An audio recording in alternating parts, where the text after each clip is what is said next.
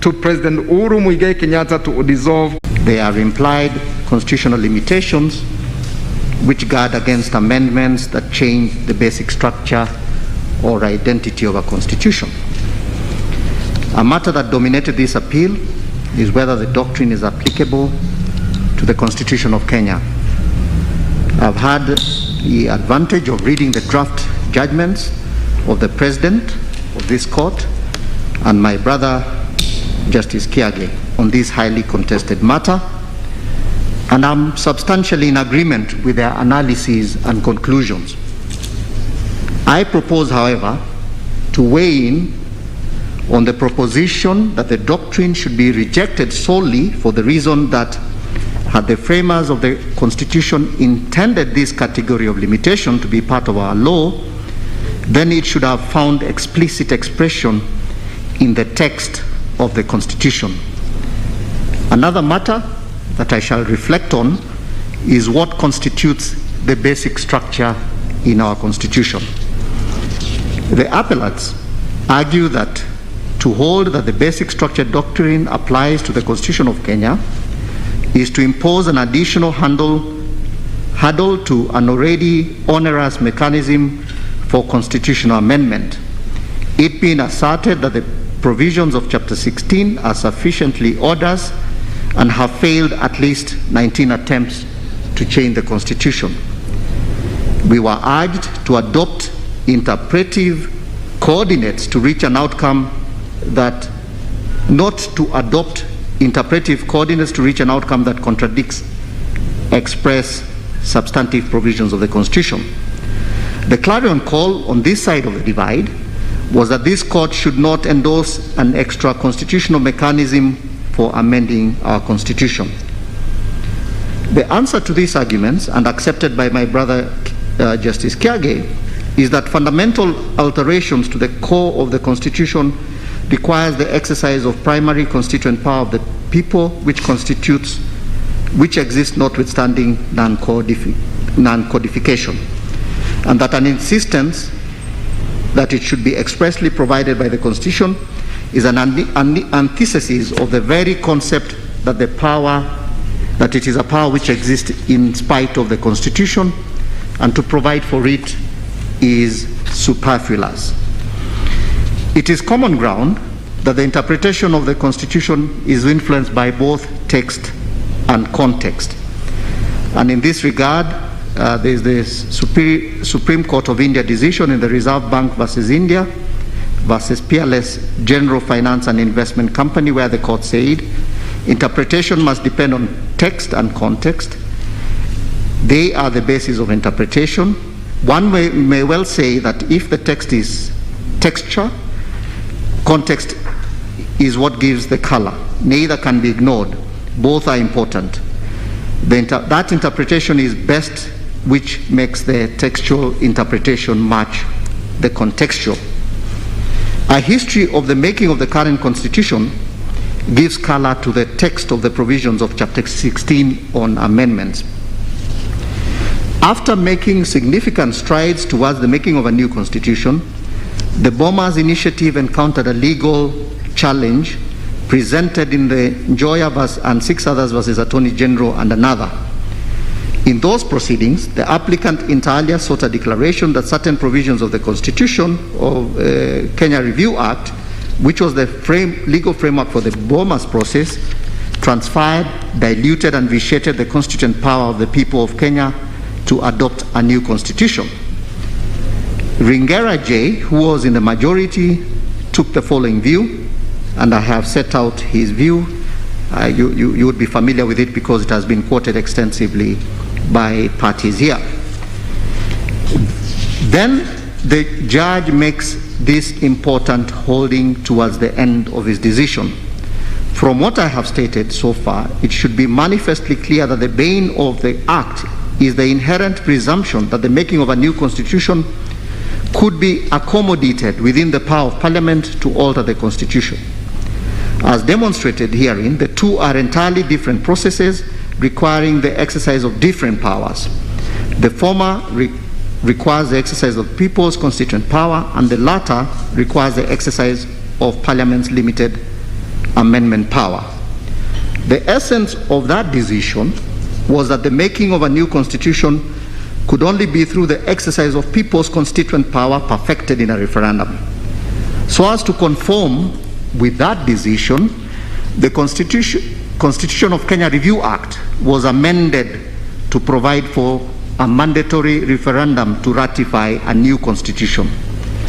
All this while, however, Section 47 of the repealed Constitution still read that, and I have quoted it, that it was only Parliament which could alter the Constitution. I will not read those provisions.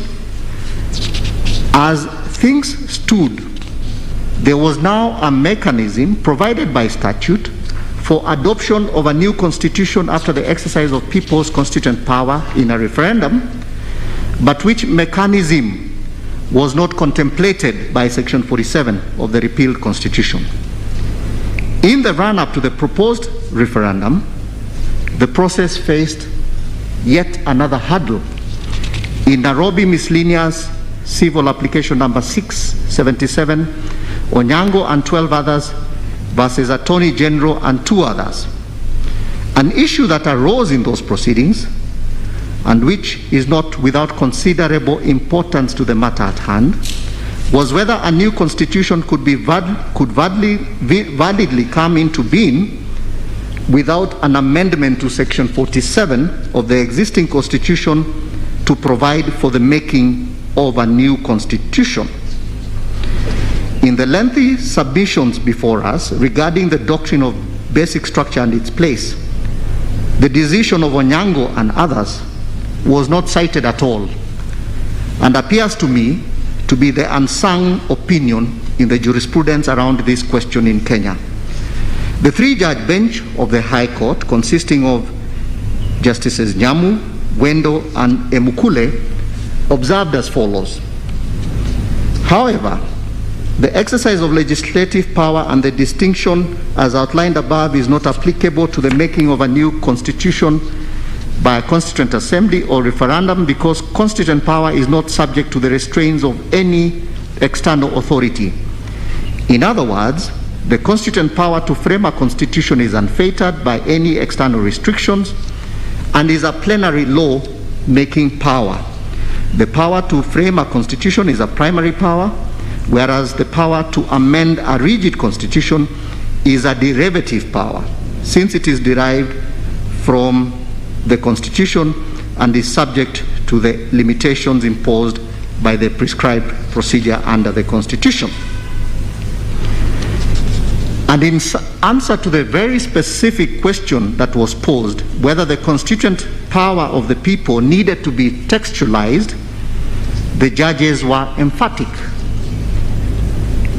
And this is what they said. It has been argued that for a valid new constitution to come into being, Section 47 of the existing Constitution should be amended to provide for the making of a new constitution. This court does not regard this as good constitutional law or good constitutional justice. First, we have agreed with the holding in Joya that Section 47 does not deal with the making of a new constitution or the process of making a new constitution. The power to make a new constitution was not vested in Parliament. It is the amending power that is vested in Parliament, subject to the special procedures concerning the entrenched provisions and also subject to the doctrine of the basic structure. We must also add that Parliament has no right to alter the basic structure of the Constitution. I'll invite you to look at that decision in extension. 6 days after the Onyango decision, on the 25th of November 2005, the proposed new constitution was put to vote but was rejected by the people in a referendum. Important for the discussion at hand is that there was an attempt to replace the constitution by the people exercising their constituent power, notwithstanding that the power was not expressly provided by the constitution sought to be replaced. A recognition, in my view, that the power was not subject to limitations or restrictions prescribed by the written word of the Constitution. A fresh impetus to replace the Constitution came after the post-election violence of 2007-2008. In this renewed initiative, Parliament enacted two cardinal legislations: the Constitution of Kenya Review Act, that is 2008, and the Constitution of Kenya Amendment Act 2008. The latter act then introduced Section 47 to the then existing Constitution, and so it made provisions on the replacement of the Constitution. I have set out the provisions of Section 47A of the old Constitution. This new section entrenched a mechanism for replacement of the Constitution and expressly provided that the sovereign right to replace the existing Constitution with a new Constitution vested collectively in the people of Kenya and was exercisable by them through a referendum. For the first time, therefore, the constituent power of the people had found itself in the text of the Constitution. Against this backdrop, another referendum was conducted on the 4th of August 2010, giving birth to the Constitution of Kenya 2010. Admittedly, the new Constitution was created in the context where the constituent power of the people to replace their own Constitution had been codified in the Constitution that was to be replaced. What then are the lessons to draw from this journey?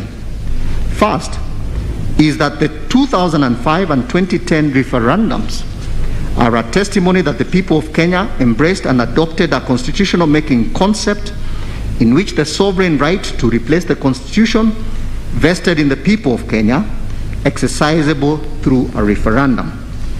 The exercise of constituent power in 2005 had received judicial nod in the decisions of Njoya and Onyango, while the 2010 referendum was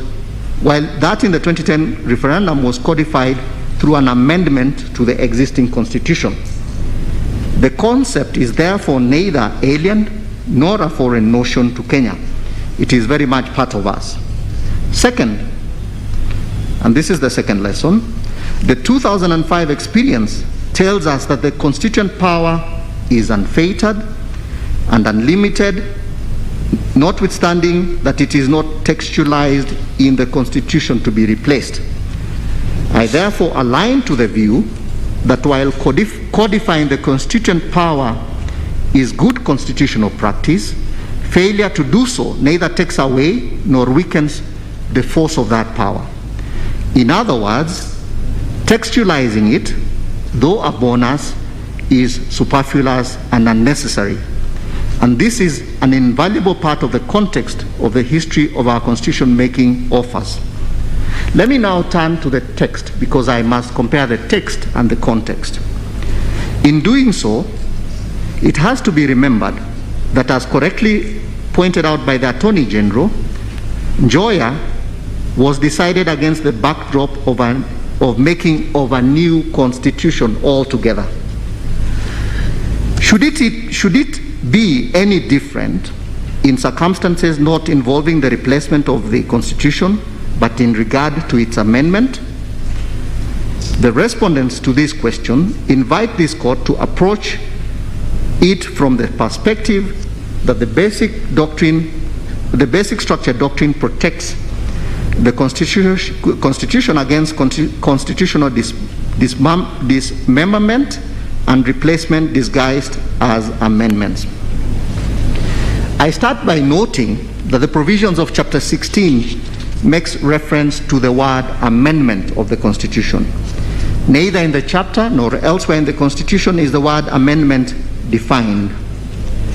And the Interpretation and General Provisions Act, Chapter 2, is not helpful, because by dint of Section 2, the provisions of that statute do not apply in or to the construction or interpretation of the Constitution. Turning elsewhere, Black's Law Dictionary, the 10th edition, defines amendment as follows: a formal, and usually minor revision or addition proposed, made to a statute, constitution, pleading, order, or other instrument.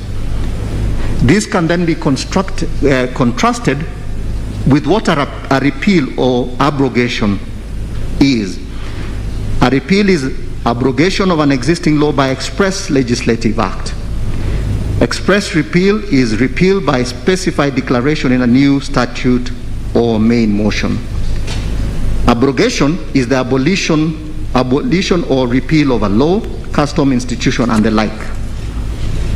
Now, to be inferred from these definitions is that unless otherwise expressed by a constitution itself, an amendment entails a minor revision, alteration, or addition to the constitution, but which nevertheless does not destroy the constitution being amended. It does not extend to abrogation, complete repeal, or replacement of the constitution. In this regard is the work of Richard Albert in his text, Constitutional Amendments, Making, Breaking, and Changing Constitution, where he makes a distinction between amendment and dismemberment. He takes a view that constitutional dismemberments are transformative changes with consequences far greater than amendments. They do violence to the existing constitution, whether by remaking the constitution's identity, repealing or reworking the fundamental right, or destroying and rebuilding a central structure pillar of the constitution. A constitution's dismemberment can both enhance or weaken democracy depending on what in the existing constitution is dismembered. It is incompatible with the existing framework of the constitution because it seeks to achieve a conflicting purpose. So in truth, the purpose and effect of constitutional dismemberments are the same as to unmake a constitution. So for example, in our context, an amendment to transfer judicial authority from the judiciary and independent tribunals to the executive is to unmake the constitution, as it fundamentally alters a central feature of the constitution. An amendment is not as drastic because properly defined, it keeps the altered constitution in unison with its pre-change identity, rights, and structure. I then refer to Article 255(1). Now, it does seem to me that the provisions of Article 255(1) simply provide for an amendment, and anything that goes further than an amendment must be sanctioned by the exercise of primary constituent power. The provisions of Article 255(1) and the popular initiative were made against the backdrop that the making and unmaking of the Constitution is a preserve of the people exercising their primary constituent power.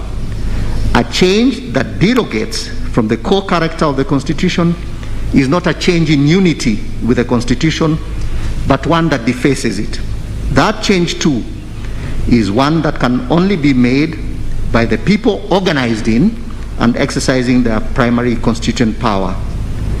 By falling short of making provisions and procedure for unmaking or repeal or reenactment or abrogation of the Constitution, a textual reading of Article 255(1), in my view, matches or is in accord with the Constitution contextual interpretation of the clause that the people to make such change, that the power to make such change rests elsewhere in the primary constituent power of the people and need not be codified.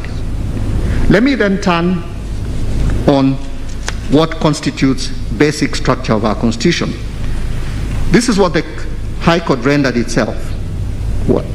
And I read, while the basic structure cannot be altered, I think I'll skip that, but just emphasize that there was a controversy on their finding that whether a particular clause in a constitution consists of an amendable clause or not will be fact-intensive determination to be made after due analysis of the Constitution. That is what I turn to interrogate. The appellants criticize the findings and argue that the High Court failed to identify the said clauses and provide any objective criteria for such identification. It is submitted that in the absence of clarity, no amendment could be effected without first seeking the court's interpretation, clarification, and concurrence on which provisions are amendable. Thus, therefore, this therefore will be left to the subjective opinions of the individual judges. A common thread running through the Bomas draft constitution, the Waco draft constitution, the revised harmonized draft, and the proposed draft constitution is the provision for amendment of the constitution by popular initiative. The rationale for this amendment process, captured in the final report of the recommendations by the CKRC report, as regards the issue of constitutional supremacy, was that the new constitution should have some entrenched provisions which Parliament would have power to amend without first seeking the views of the people at referendum. Under the scheme of the various constitutional proposals, a distinction was drawn between entrenched and non-entrenched provisions of the Constitution. The entrenched provisions are those that the people felt were the core values and provisions of the Constitution, and therefore needed to be barricaded by a special amendment mechanism in which the seal of approval by people exercising their constituent power was mandatory. Notably, the entrenched provisions in the various drafts were substantially the same. In the Bomas draft, they were in respect to the supremacy of the Constitution, the territory of Kenya, the sovereignty of the people, the principles and values of the Republic, the bills of rights, the term of the office of the President, the independence of the judiciary and constitutional commissions, the functions of Parliament, the values and principles of devolution, and the provisions of the amending chapter. The Waco draft retained the same list, save for a small change in regard to the devolution. The entrenched provisions in the latter harmonized draft and the revised harmonized draft are almost forward those in the Bomas and Waco drafts. They again found their way into the protective provisions of Article 255(1) of the 2010 Constitution. It is a list that survived changes made in the various draft constitution. It is testimony that the people meant what they said and were clear as to what they considered to be the essential features of the Constitution. It is a list to be revered and cannot be shortened or lengthened by judicial interpretation or craft. It matters not that in the mind of a judge, the list is either too limiting or too extensive.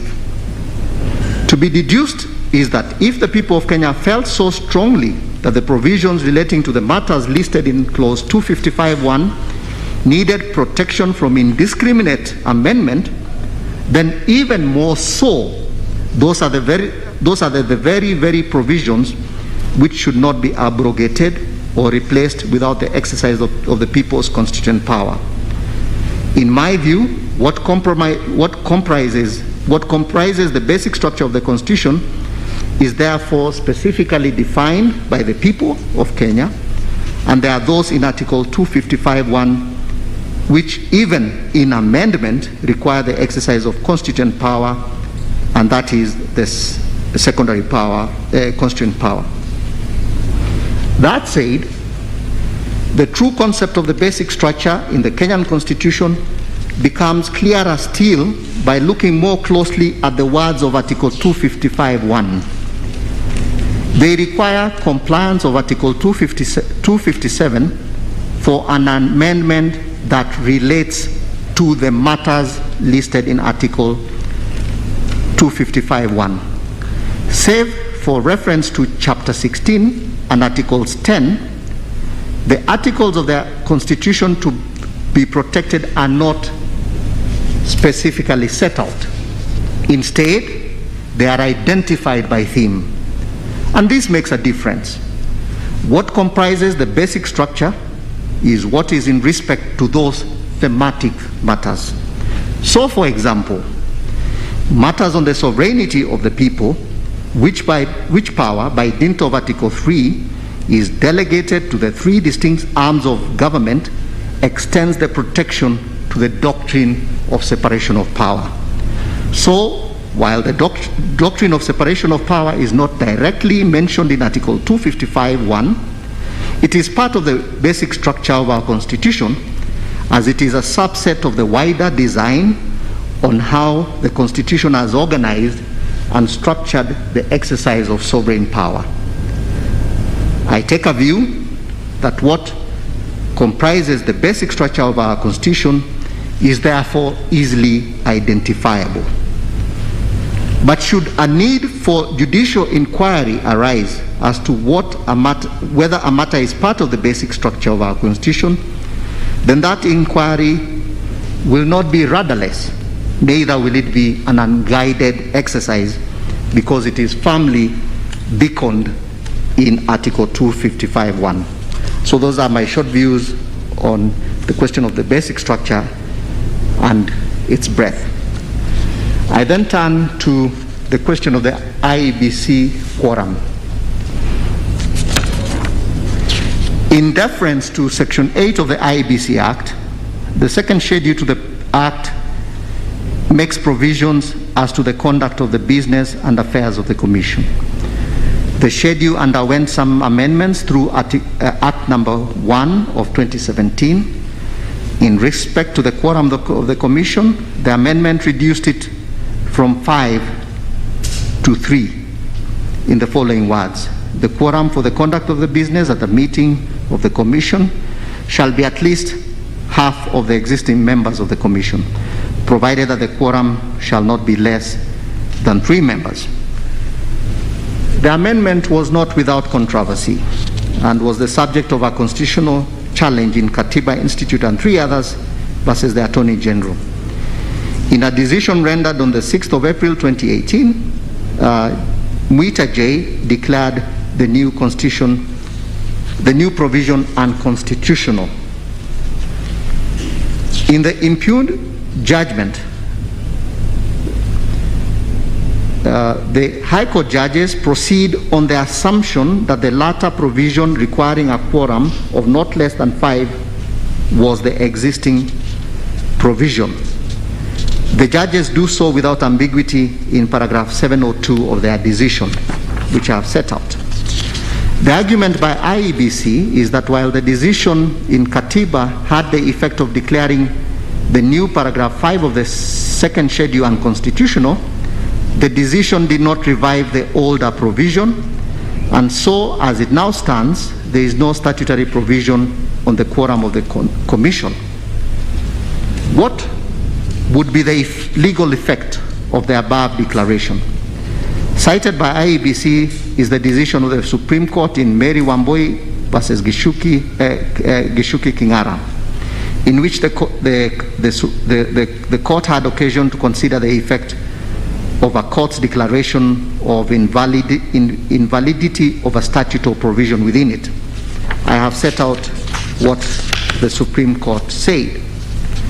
Clearly, the true effect of such a declaration can only be gleaned from the declaration itself.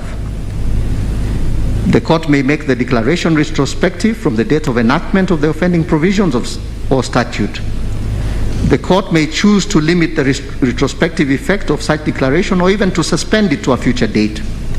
And as held by the Supreme Court in Mary Wambui, whether the effect ought to be retroactive and or proactive depends on a case-to-case basis.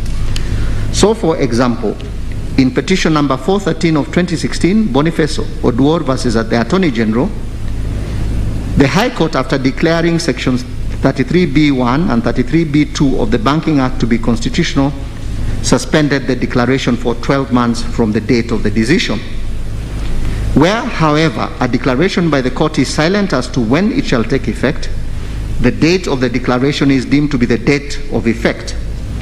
In Bbi Institute, Justice Muita declared paragraph 5 of the second schedule, amongst other provisions, to be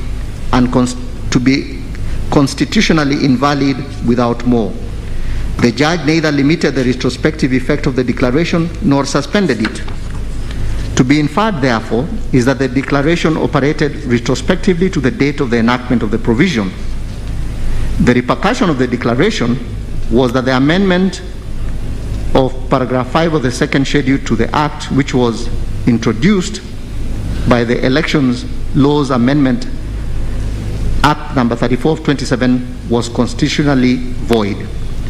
Under the Interpretation and General Provisions Act, to amend means to repeal, revoke, rescind, cancel, replace, add to or vary, or the doing of any two or more of those things simultaneously on the same written law or instrument. Amendment of a statute is a legislative act, and while it is open to a court to declare an amendment to be constitutionally void, the declaration does not revive the former provision, just as it does not repeal or annul a provision it has declared to be constitutionally invalid. The former provision would have to be revived by legislation, a preserve of the lawmaking body. And in this regard, I have quoted a Supreme Court decision from India. And although not having a direct bearing to the matter at hand, one would perhaps draw parallels from Section 20 of the Interpretation and General Provisions Act. So in my view, revival of a previous provision of statute has to be the work of legislative craft and cannot be implied or derived from the judicial pronouncement of the unconstitutionality of the amending provision. And let me explain why I am attracted to this proposition. Take an instance where a declaration of an invalidity of an amendment by the High Court is not challenged on appeal. If it were to be construed that the court's pronouncement amounts to automatically reviving the amended provision, then even courts of a higher rank will be bound by that revival, notwithstanding that such a court would be of a view that the declaration was made per incuriam. This is because the declaration will have removed the amendment from statute.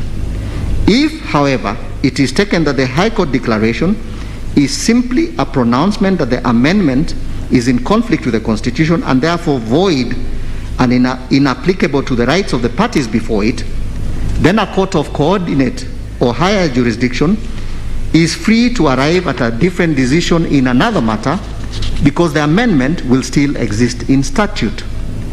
This latter position is perhaps the better position in a jurisdiction like ours, where there is no requirement that every declaration of unconstitutionality of a statute or provision must be tested and affirmed by the apex court.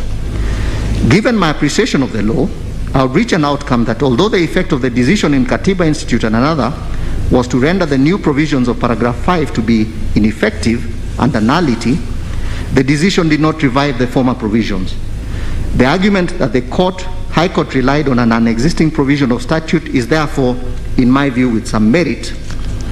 Yet, as I shall be proposing in due course, in interrogating the question of quorum of IEBC, the trial court was obliged to reach an outcome that was aligned to the expectations of both the Constitution and the IEBC Act.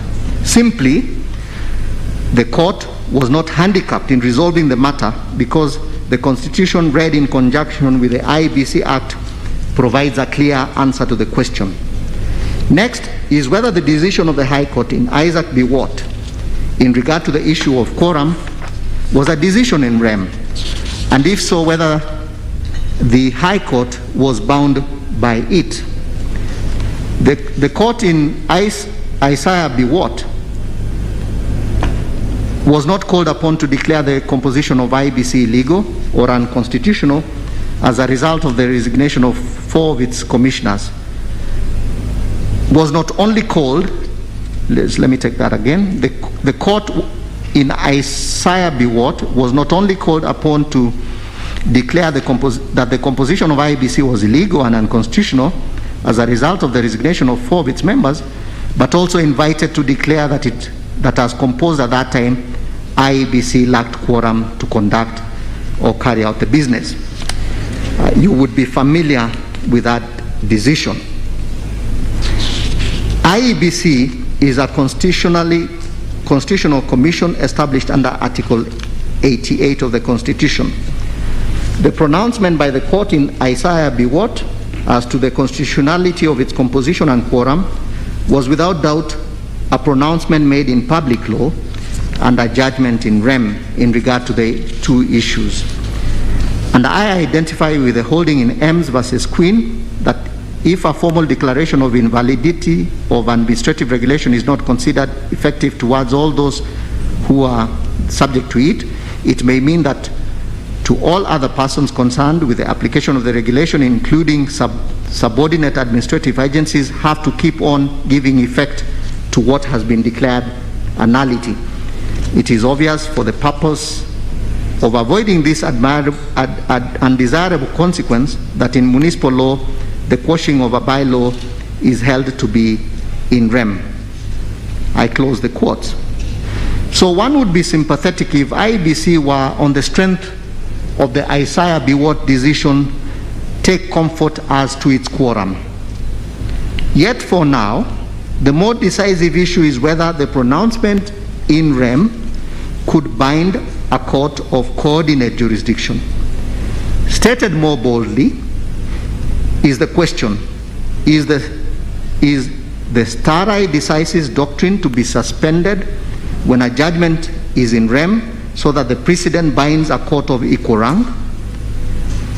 I do not consider this to be a matter of small importance, not in the least because of the passionate argument by counsel for IEBC that inconsistency of pronouncement of courts in areas of public law confuses members of the public as to what the law is and is a recipe for judicial anarchy and mayhem in public law. Fortunately, other jurisdictions have had to grapple with similar predicament.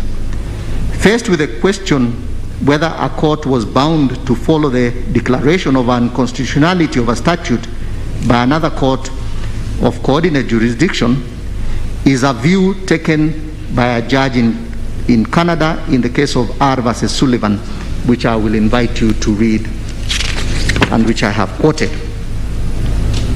This is what I draw from that decision. The importance of having consistency in the application of the law, particularly in matters touching on the public, cannot be minimized. Both the public and persons or bodies charged with carrying out public functions should be able to tell without difficulty or hesitation whether their actions or conduct passes legal or constitutional muster. To hold that a public body is properly and legally constituted today and to say otherwise the next day may not be good for public administration. So there is much to be gained in legal stability. There is much to be gained in the legal stability that is brought by the stare decisis doctrine. Yet, that has to be put on a scale against the effect of foreclosing another court of coordinate rank from relooking at the same question in a different matter where forceful arguments are made as to the correctness of the earlier decision. Not to allow a revisit would be to stifle judicial debate in an area that may well be unsettled, and in the process to stunt the growth of jurisprudence. It may well be to allow a matter that has been wrongly decided to take root and to perpetuate itself. So as to strike a balance, the doctrine of stare decisis, even in public law, should not apply any different, but a latter court should be reluctant to open a matter already pronounced in rem by a court of coordinate jurisdiction unless there is compelling reason to believe that the outcome is different. In addition, I suggest the Attorney General or the public body affected if not parties, should always be invited to express themselves on the matter before the court renders itself, so that the matter can have the full benefit of arguments on the subject. Lastly, if the earlier decision is on appeal, then the latter court should await the outcome of the appeal. Let me now return to the circumstances of the decision of Isaiah B. Watt. And this was not challenged, and I have therefore to examine whether the High Court was justified in departing from it. I have set out that IEBC is established by Article 88(1). It is a commission to which Chapter 15 of the Constitution applies. The Constitution does not require enactment of legislation to fix the exact composition of Chapter 15 commissions. However, Article 88 of the Constitution provides as follows in respect to the IEBC. The Commission shall exercise its powers and perform its functions in accordance with this Constitution and national legislation. I would take it that this provision gives national legislation sufficient latitude to fix the number of members of the Commission, as long as it is within the range that is provided in Article 251 of the Constitution, and also to fix its quorum for purposes of effectively discharging its mandate. In its preamble, the IEBC Act declares itself to be an act of Parliament to make provision for the appointment and effective operation of IEBC and for connected purposes. Subsection 1 ordains the Commission shall consist of a chairperson. This is subsection 1 of Section 6, that the Commission shall consist of a chairperson and 6 other members appointed in accordance with Article 254 of the Constitution and the provisions of the Act. While the Constitution does not fix the exact composition of IEBC and only provides a range of not less than 3 and not more than 9, statute fixes the composition to be 7. None of the parties suggest that national statute on the composition of IEBC is unconstitutional, and insofar as it does not breach the constitutional range, there will be little merit in an argument that Section 5(1) abridges the Constitution. The statutory composition of IEBC is therefore 7. And as to why Parliament settled on 7, the High Court suggested the Constitution placed the minimum number of the commissioners of the Independent Commission at 3 and the highest number at 9. Parliament, while appreciating the important mandate the IEBC discharges, picked a high number of 7 commissioners to constitute and placed its quorum at 5 members. Close quotes. That is a view I endorse. IEBC gallantly pressed the position that a quorum should be examined against the constitutional contemplation that the composition of the Commission should be 3, could be 3, and if so, the number of commissioners, and if the number of commissioners had fallen to 3, as had at the time material to the petition, then a quorum of 3 met the threshold. I'm afraid I'm unable to agree with the argument by IEBC. Whilst the statute has fixed 7 as the membership of IEBC, it contemplated that death, resignation, or other reasons could cause the actual membership to fall below the statutory number. Given the important constitutional mandate of IEBC, which includes conducting by-elections and referendum, whose timing is unpredictable, the IEBC Act has a robust mechanism for promptly filling of any vacancies. And I've quoted Section 7 of the Act. These provisions speak to the urgency in which the recruitment process must be commenced and completed. Paragraphs 1, 3, and 4 of the first schedule to the statute, which elaborates on the procedure for appointment of the chairperson and members, gives short timelines as a restatement of the speed within which the vacancies must be filled. I have set out those provisions.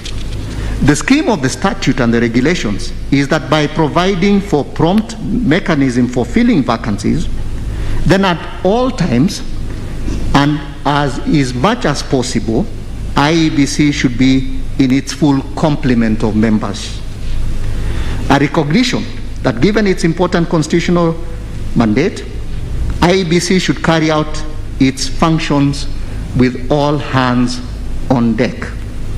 To allow the quorum of the Commission to oscillate with the actual number of members at any time would be to countenance a possibility that for as long as the numbers do not fall below 3, then the appointing authority need not promptly or at all trigger the process of filling the vacancies.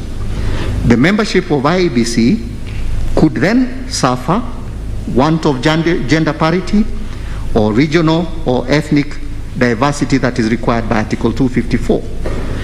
Drastically reduced membership could lead to a crunch in confidence by members of the public as to the Commission's ability to be independent and truly neutral. The quorum question must therefore be answered against this broader constitution and statutory imperative. And it yields an easy answer, that the quorum of IEBC must be seen against the full composition of 7 required by the IEBC Act. And so I'm aligned with the rationale of the decision of Justice Mwita and Katiba Institute. In conclusion, on that question, the effect of the decision was to sustain the quorum at 5 or at least 4. To hold that the quorum could be anything less than half of the membership of 7 is to weaken the Commission. It is common ground that IEBC formulated administrative procedures to guide on the verification of signatures in support of a constitutional amendment,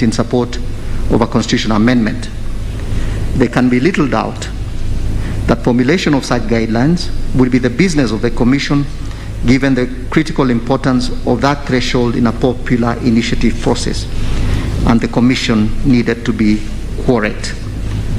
So following a slightly different route, I reached the same decision as the High Court, that IEBC was not quorate when it embarked on the business of verifying the BBI signatures on membership of only 3. So thank you. I'll invite the parties and counsel to read the rest of my decision. Thank you, Mr. President.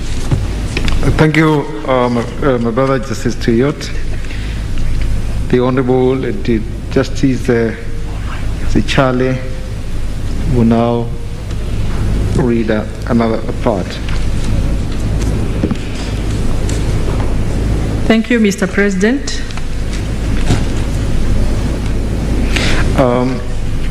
Sorry, my sister. Yes.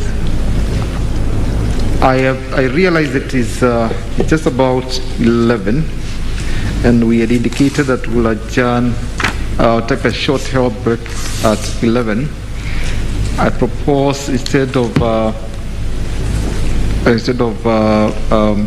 my sister starting and then we have to adjourn in between, we take a short health break now and we turn, and then the Honorable Justice Ichale will read our judgment. Thank you.